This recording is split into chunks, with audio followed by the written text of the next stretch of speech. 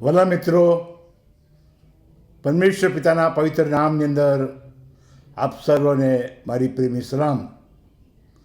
આજનો દિવસ એ ઈસ્ટર એટલે પ્રભુ ઈસુ ખ્રિસ્તના ઉત્થાનનો, મરણમાંથી જીવન થયા એ દિવસ આપણે ઉજવી રહ્યા છીએ. કેવો અજાયબ દિવસ! આખા વીક દરમિયાન આપણે પ્રભુ ઈસુ ખ્રિસ્તના દુઃખો વિશે વિચાર કર્યો. આપણે એમના ઉપર જે ન્યાય ચલાવવામાં આવ્યો એ વિશે વિચાર કર્યો.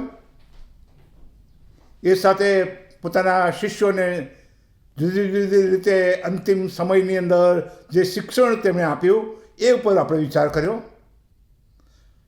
એ સાથે પ્રભુ ઈસુ ખ્રિસ્તને આડા અને ઊભા લાકડા પર એટલે વધસ્તંભ પર, ક્રૂસ પર જડી દેવામાં આવ્યા, હાથે પગે ખિલ્લા મારવામાં આવ્યા અને કુખની અંદર ભાલો માર્યો. બે ચોરોની વચ્ચે પ્રભુ ઈસુ ખ્રિસ્તને લટકાવી દેવામાં આવ્યા એ વિશે વિચાર કર્યો. કોણે જાણ્યું હતું કે આ મરણ પામેલા પ્રભુ ઈસુ ખ્રિસ્ત ફરી જીવંત થશે? કદાચ એ સમયે શિષ્યોને પણ ખબર નહોતી. વારંવાર પ્રભુ ઈસુ ખ્રિસ્તે ઉત્થાન વિશે, પુનરુત્થાન વિશે વાત કરી હતી. શાસ્ત્રીઓ અને ફરોશીઓ, જે ધર્મના શાસ્ત્રીઓ હતા, જાણકાર હતા, એ જાણતા હતા પુનરુત્થાન થનાર છે, પરંતુ ઈસુના માટે એ થશે એ અપેક્ષા તેમણે રાખી નહોતી. રોમન રાજ્યના ગવર્નર પિલાત કે સૈનિકોએ પણ ધાર્યું નહોતું કે આ વધસ્તંભ પર જડાયેલો પ્રભુ ઈસુ ખ્રિસ્ત મરણ પામ્યો છે અને કબરમાં મૂકવામાં આવ્યો છે, ફરીથી પાછા ઉઠશે. ને આપણે જોઈએ છીએ કે જ્યારે કબર પરની અંદર મૂકવામાં આવ્યા ત્યાર પછીથી ઇવન સ્ત્રીઓ પ્રભુ ઈસુ ખ્રિસ્તના મૃતદેહને સ્પાઇસીસ લગાવવા માટે કબરે જાય છે. પવિત્ર શાસ્ત્રની અંદર ચારે સુવાર્તિકો પ્રભુ ઈસુ ખ્રિસ્તના જન્મથી તે મરણ સુધીના વૃત્તાંતની અંદર ઘણા બધા વચનો લખે છે. એમાંના માર્કની સુવાર્તા, જેનો અભ્યાસ આપણે કરીએ છીએ, એની આખી સુવાર્તાની અંદર ફક્ત 16 જ વાક્યોની અંદર પ્રભુ ઈસુ ખ્રિસ્તના ઉત્થાન વિશે, પુનરુત્થાન વિશે વાત કરે છે. ને ઉત્થાન આખા જગતને ખળભળાવી મૂક્યું. કબરની અંદર જ્યારે પ્રભુ ઈસુ ખ્રિસ્તને મૂકવામાં આવ્યા ત્યારે જે અધિકારીઓ હતા, ધાર્મિક આગેવાનો હતા, એમણે પિલાતની પાસે જઈને કહ્યું કે એ કબર પર જાપ્તો મૂકવામાં આવે. ને કબરની પર જાપ્તો મૂકવામાં આવ્યો, એની પર રોમન સીલ મારવામાં આવી. પરંતુ ત્રીજે દિવસે, એટલે ત્રીજા દિવસે પ્રભુ ઈસુ ખ્રિસ્ત એ કબરમાંથી બહાર નીકળ્યા. પોતાના જીવંત થવાની સાબિતીઓ એમણે આપી. માથીની સુવાર્તા તમે જુઓ તો તેના બીજા અધ્યાયની અંદર 2 થી 3 અંદર ઈસુના જન્મ સમયે માગી લોકોએ આવીને હેરોદ રાજાની આગળ કહ્યું કે યહૂદીઓનો જે રાજા જન્મ્યો છે એ ક્યાં છે? અમે તેનું ભજન કરવા માટે આવેલા છીએ. માર્કની સુવાર્તા તેના 5મા અધ્યાયની અંદર ભૂત વળગેલા માણસને જ્યારે સાજો કરવામાં આવ્યો ને ચમત્કાર જોઈને લોકો વિસ્મિત થયા. અને આપણે જોઈએ છીએ કે જ્યારે પ્રભુ ઈસુ ખ્રિસ્તને વધસ્તંભ પર જડાવવામાં આવ્યા હતા એ સમયે ઈસુને ગેથસેમાના બાગની અંદર જ્યારે પકડવામાં આવ્યા, એ સમયે પણ જ્યારે પ્રભુ ઈસુ ખ્રિસ્તે કહ્યું કે તમે કોને શોધો છો? તમે કોને પકડવા માટે આવ્યા છો? એમણે કહ્યું ઈસુ નાઝારીને. અને પ્રભુ ઈસુ ખ્રિસ્ત તરત જ આગળ આવીને કહે, એ હું છું. જાણતા હતા કે વધસ્તંભ પર જવાનો સમય આવી ગયો છે. ના હું છુંનો અવાજ એમના મુખની અંદરથી સાંભળીને જે સૈનિકો હતા એ પાછા હટ્યા, ભોંય પર પડી ગયા, એવું લખવામાં આવ્યું છે. તમે કોને શોધો છો? માથીની સુવાર્તાના 21મા અધ્યાય અને 10મા વચનની અંદર જ્યારે પ્રભુ શ્રી કૃષ્ણે યરુશલેમની અંદર સ્વારી કરી, છેલ્લી સ્વારી ગધેડાના વછેરાની પર, ત્યારે લખવામાં આવ્યું છે આખું શહેર, નગર એ ખડબડી ઉઠ્યું હતું. પ્રશ્ન હતો કે આ કોણ છે? આ કોણ છે? અને માથીની સુવાર્તાના 28મા અધ્યાયની અંદર ઉત્થાન પામેલા પ્રભુ શ્રી ખ્રિસ્ત જ્યારે જીવંત થયા ત્યારે કહે છે કે ચોકીદારો ધ્રુજી ઉઠ્યા, ચોકીદારો ધ્રુજી ઉઠ્યા. લોક પોતાની સુવાર્તાના 23મા અધ્યાયમાં જણાવે છે યહૂદીનો એ રાજા છે. હા, એ પ્રભુ શ્રી ખ્રિસ્તને જ્યારે કબરની અંદર મૂકવામાં આવ્યા ત્યારે પણ તમે જુઓ તો જેમ એમના જન્મ સમયે માગી લોકો બહુ જ પ્રેશિયસ ગિફ્ટ લઈને આવ્યા હતા, સોનું, બોળ ને લોભાન, ને જ રીતે પ્રભુ શ્રી કૃષ્ણના મરણના સમયે પણ એના છેલ્લી જે ક્રિયા કરવાની એની અંદર નિકોદેમસ અને અરિમથાઈનો યુસફ એ ઘણા બધા સ્પાઇસીસ લઈને પોતાની નવી કબરની અંદર પ્રભુ શ્રી કૃષ્ણને મૂકવા માટે જગ્યા આપે છે. હા, એ 3-3.5 વર્ષની સેવા પછીનો આ ઉત્થાનનો દિવસ એ કોઈ રોકી શક્યું નહીં. ઈસુ એક જે જીવંત થયા છે એની સાબિતીઓ પોતાના શિષ્યોને એક પછી એક એ આપવા લાગ્યા. તમે જો માર્કની સુવાર્તા તેનો 16મો અધ્યાય અને 6ઠા વચનમાં લખવામાં આવ્યું છે એ પ્રમાણે કહે છે, પણ તેઓ તેને કહે છે કે અચરજ ન થાવ, વધસ્તંભે જડેલા ઈસુ નાઝરીને તમે શોધો છો? તેને મૂક્યો હતો તે આ જગ્યા છે, તમે જુઓ ને તેના શિષ્યો તથા પિત્તરને કહો કે તમારી અગાઉ એ ગાલિલમાં જાય છે. ઈસુના ઉત્થાને આખા જગતને હલાવી દીધું છે, કારણ કે કોઈ વ્યક્તિ મરણમાંથી પાછી ઉઠી નથી.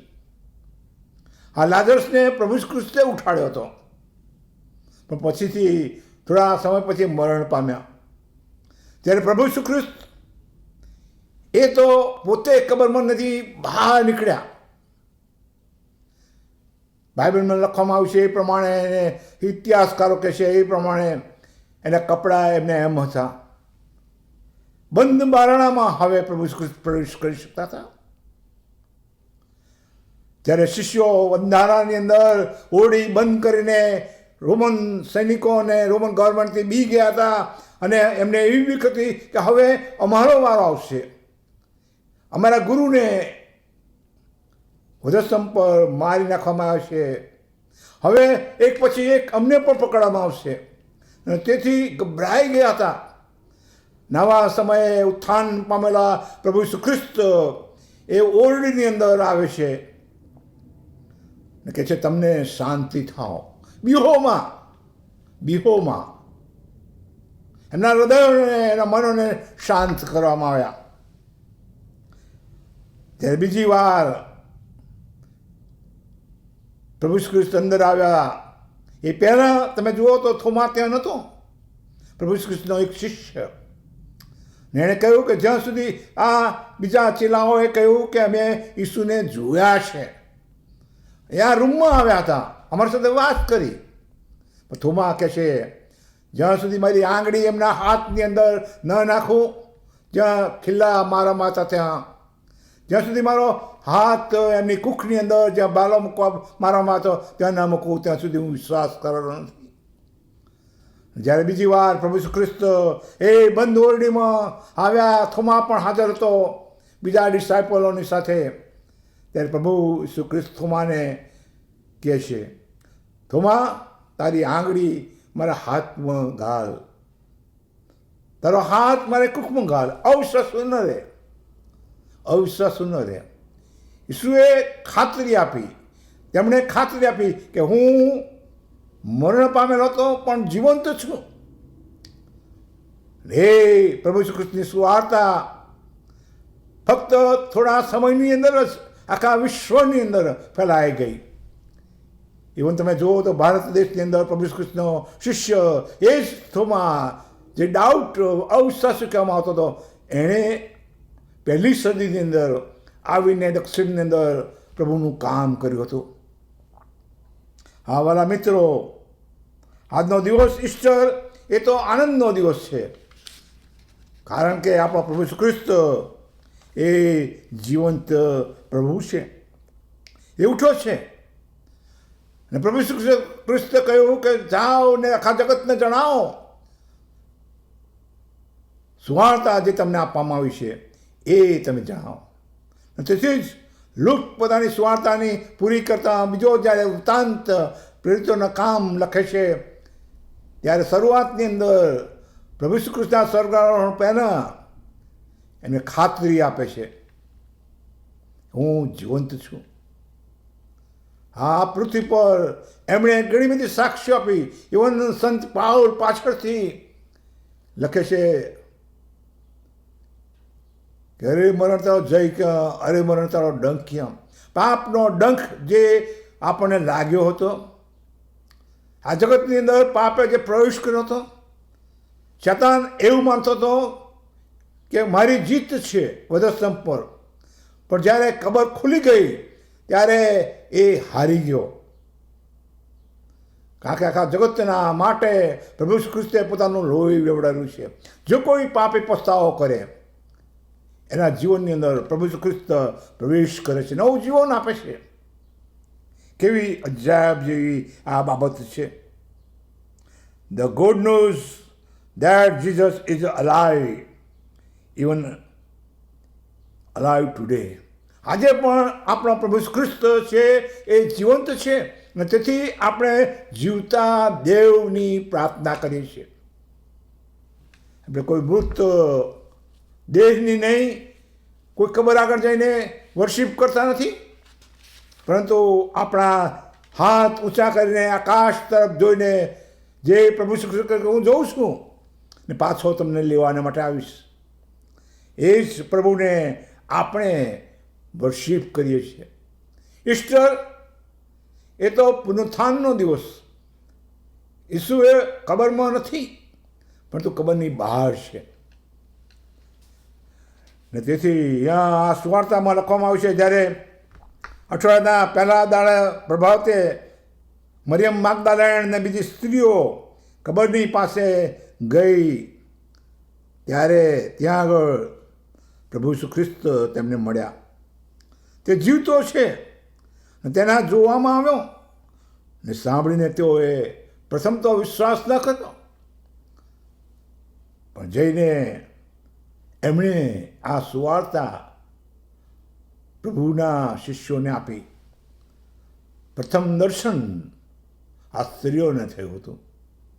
હા, એ જ સમયે એમસ જતા બે માણસો વાત કરતા હતા. આખો બનાવના આવશે, કારણ કે યરુશલેમથી પાછા પોતાના ગામે જતા હતા. રસ્તાની અંદર આખો બનાવ આ પાસકા પરના સમયની અંદર ઈસુની વાત એક પછી એક યાદ કરીને પોતાનો રસ્તો કાપતા હતા. રસ્તાની અંદર વચ્ચે ત્રીજી વ્યક્તિ આવી, એમને ખબર નહોતી કે કોણ છે. એમની સાથે વાર્તાલાપમાં જોડાયા. એમણે પૂછ્યું કે તમે કોની વાત કરો છો? ત્યારે એમનો જવાબ હતો, શું તું એકલો જ માણસ એવો છે યરુશલેમનો આ દિવસોની અંદર બનાવેલી ઘટનાને જાણતો નથી? ઈસુને મરણ વધસ્તંભ પર ચડાવ્યા, કબરમાં મૂકવામાં આવ્યા, દટાયા, ત્રીજે દિવસે ઉઠ્યા. આ બાબત આખા યરુશલેમની અંદર પ્રસરી ગઈ હતી. તેથી આ બંને જણ આ વ્યક્તિને પૂછે છે કે શું તું એકલો જેવો માણસ છે કે તને ખબર નથી? નાકા રસ્તે જતા પ્રભુ કૃષ્ણ, આ ત્રીજી વ્યક્તિ એ પ્રભુ કૃષ્ણ હતી, પણ પેલા બે વ્યક્તિઓની આંખો બંધ હોવાના કારણે એ ઓળખી શક્યા નહોતા. પણ જ્યારે ઘરની અંદર પ્રવેશ કર્યો ત્યારે લખવામાં આવશે કે પ્રભુ ઈસુ ખ્રિસ્તે રોટલી લીધી, ભાંગી, ના આપીને એમની આંખો ખુલી ગઈ. એમણે કહ્યું ને પ્રભુ ત્યાંથી ચાલ્યા ગયા. ના બંને વ્યક્તિ તરત ને તરત ત્યાંથી ઉઠીને 7 માઇલનું અંતર કાપીને એ એમએસ ગયા હતા. એટલું જ અંતર કાપીને પાછા યરુશલેમની અંદર આવ્યા. શિષ્યોને જણાવ્યું કે અમે પ્રભુને જોયો, અમે વાત કરી છે. હા વાલા મિત્રો, ઈસ્ટર એ તો પુનરુત્થાનનો દિવસ છે. ઈસુ જીવંત છે, ખરેખર એ ઉઠ્યો છે, એમાં બે ડાઉટ નથી. તેથી આજે તમારી આગળ એ જ બાબત હું કહું છું. પ્રભુનો સેવક કહે છે એ પ્રમાણે કે ઈશ્વરે જગત પર એટલો બધો પ્રેમ કર્યો કે તેણે પોતાનો એક દીકરો આપ્યો છે. એ સારું કે જે કોઈ તેના પર વિશ્વાસ કરે તેનો નાશ ન થાય, પણ તે અનંત જીવન પામે. પ્રભુ તમારી મારા જીવનના માટેની રાહ જુએ છે કે આપણે પ્રભુની પાસે આવી શકીએ. ને તેથી પ્રકૃતિના પુસ્તકની અંદર યોહાન પ્રભુ ઈસુ ખ્રિસ્તનો ડિસાઇપલ એ પ્રમાણે કહે છે, ત્યાં આગળ એ વચનની અંદર લખતા જણાવે છે કે જો કોઈ પોતાનું બારણું ખોલશે તો તેની સાથે આવીને હું રહીશ. 3 અધ્યાય અને 8મું વચન. તમારા કામ હું જાણું છું, તારી આગળ મેં બારણું ઉગાડ્યું છે. હા, પ્રભુ તમારી ને મારી સાથે છે. એ તમારા મારા માટે બારણું ખુલ્લે છે. આવો, આ પ્રભાતના દિવસે, પુનરુત્થાનના દિવસે જો કોઈ હજુ સુધી ઈસુને ઓળખ્યો ન હોય તો આ પવિત્ર વચનો છે. તમે પવિત્ર વચનનો અભ્યાસ કરો, શોધો તો તમને જડશે, માગો તો તમને મળશે, ઠોકો તો તમારે સારું ઉગાડવામાં આવશે. ને ઈસુ પ્રભુ તમને અને મને પ્રેમ કરે છે. પ્રભુ એવું કરે, તમારી દરેક ઈચ્છાઓ, તમારી દરેક પ્રાર્થનાઓ, જે કંઈ તમે પ્રભુ ઈસુ ખ્રિસ્તના નામે માગો છો એ સાર્થક થાય, એવી મારી અંતઃકરણની પ્રાર્થના તમારા માટે છે. આમેન. આવો પ્રાર્થના કરીએ. હે પ્રભુ, અમારા શ્રોતાજનો અત્યારે જે સાંભળી રહ્યા છે, એમના હૃદયની અંદર જે કોઈ પ્રાર્થનાની વિનંતી છે, એ વિનંતી કદાચ બીમારીની હોય, કોઈ રોગની હોય, મુશ્કેલીની હોય, કે પછી જોબ માટેની હોય, કે કોઈ પણ મુશ્કેલી નથી પસાર થતા હોય, તો આજે પ્રભુ બાપ આ પ્રાર્થના તમારી આગળ મુક્ત વ્યક્તિઓને માટે માગો છું. તેમની પ્રાર્થના તમે સાંભળો, કારણ કે તમે કહ્યું છે વિશ્વાસ સાથે કરેલી પ્રાર્થના એ માદાને બચાવશે. હે પ્રભુ, તમે ઉઠ્યા છો, એ અમારો વિશ્વાસ છે. આમેન. હેપી ઈસ્ટર આપ સર્વને મારી ને મારા કુટુંબ તરફથી ખાસ સલામ પાઠવું છું. આ સમયે ખાસ કરીને આ વિડીયો ને રેકોર્ડ કરવા માટે મારા દીકરા વિન્સેન્ટે જે કંઈ મદદ કરી છે તેના માટે પણ આભાર માનું છું, કે તેના વગર આ કામ થઈ શકે નહીં. ને મારી આશા છે, પ્રાર્થના છે કે તમે સાંભળો, એટલું જ નહીં પરંતુ આ વિડીયો, આ વચનો તમે બીજાઓને પણ ફોરવર્ડ કરી શકો છો. ઇવન મારી વેબ પેજને તમે સબસ્ક્રાઈબ પણ કરી શકો છો. આમેન.